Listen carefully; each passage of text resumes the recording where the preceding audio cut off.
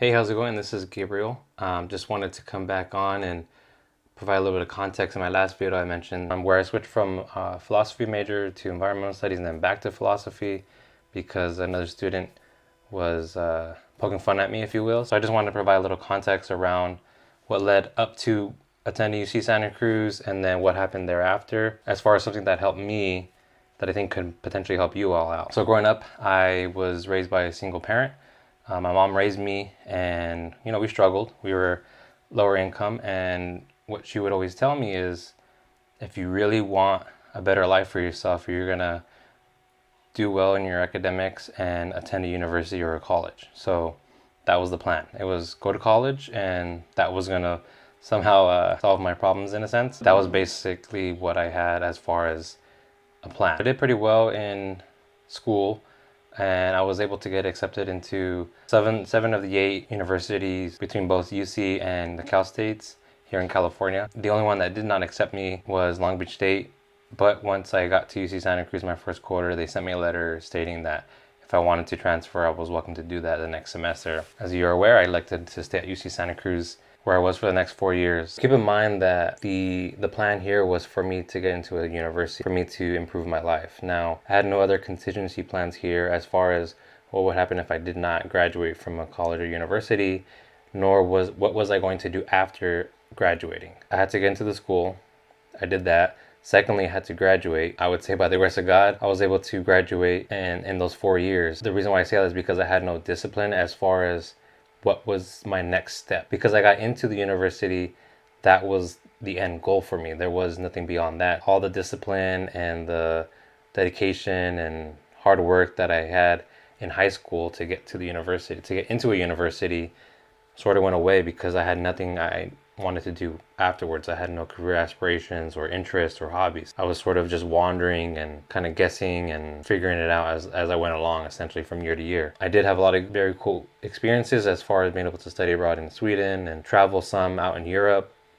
But that's not really the moral of this story. The moral of this story is kind of what happened afterwards. I graduated, I think I mentioned, but if I didn't, in my last video, I was able to get into volunteers in service to America through AmeriCorps, and I'll get into more of those details as far as what my experience was. Why I would recommend someone who just graduated with a bachelor's to participate in the VISA program through AmeriCorps, or really anyone who's just interested in giving back to the community. Going back to the story, went through sort of a couple jobs, was in a tumultuous relationship. I'm sure some of us can relate to that. But what really helped me as far as bringing some order to the chaos, if you will, was this program. It's really not a program, it's more of a writing exercise. It's called the Future Authoring Program. That was created by Jordan B. Peterson. He was a professor of psychology at the University of Toronto. Since then, he's no longer a professor there, and you can look him up and as far as where he's at now.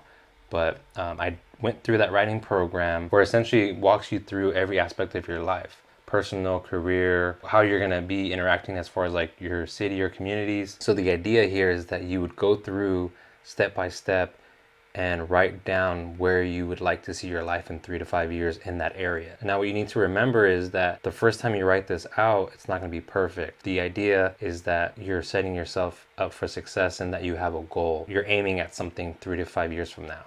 The hope is that you're improving yourself along the way to the target, essentially. You would go through these aspects of your life and write down a couple sentences or a paragraph or whatever you end up doing, basically stating what you would like to see, what Jordan Peterson would say your ideal future. We're all striving towards an ideal, and a lot of times we don't know what that ideal is for ourselves. And I think that really was clear for me when I look back as far as what was I going to do after graduating from UC Santa Cruz. There was no ideal beyond go to school because that's going to better your life. Bless my mom's heart. She did everything she could as far as raising me and taking care of me and making sure there was a roof over my head. She was basically doing it on her own. There wasn't a lot of guidance as far as how to navigate the university system, as far as the application process and SATs. I forget what it's called when you write out a letter, a personal statement. As far as all that goes, I kind of had to figure that out on my own. And then once I was there, I had no idea what I was doing, which is fine as you would say like a first generation student. No one else in my family had gone to university, in my immediate family. I know there's some relatives that I have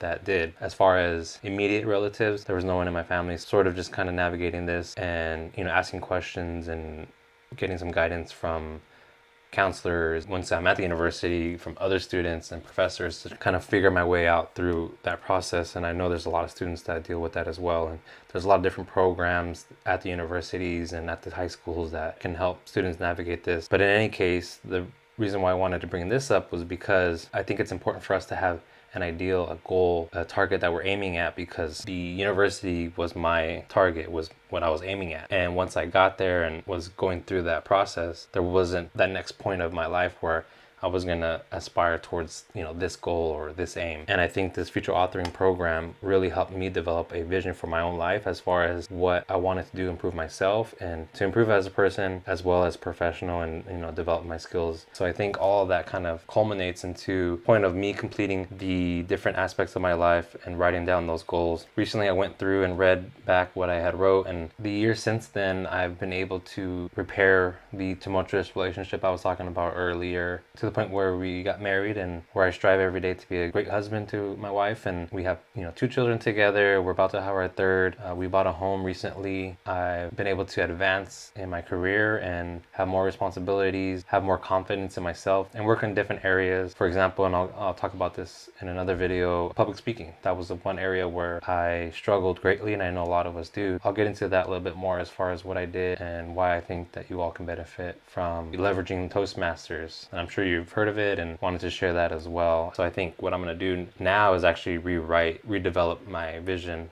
as far as what I'm looking for in the next 3 to 5 years, because I think we kind of have to refresh, because we're going to get to a point 3 to 5 years down the line where we are hitting those targets and, you know, meeting those goals, and need to kind of update what our next steps are going to be. So again, it's called Future Authoring. You can find it at futureauthoring.com. I don't think it's really that expensive as far as that goes. So yeah, this could be a really great exercise for you as far as kind of developing that vision for your life. And I think that we can all benefit from this to improve sort of our immediate circle of influence, is developing a vision for our life. I think that's really important, especially in the state we are in now in our society, and whatever we can do to improve ourselves, I think that will greatly benefit those around us. So I appreciate you stopping by, and hopefully I provided something of value to you, because I thought this was something that helped me a lot. So I just wanted to share that with you all and provide a personal story anecdote as far as what that looked like, and I'll see you in the next one. All right, bye.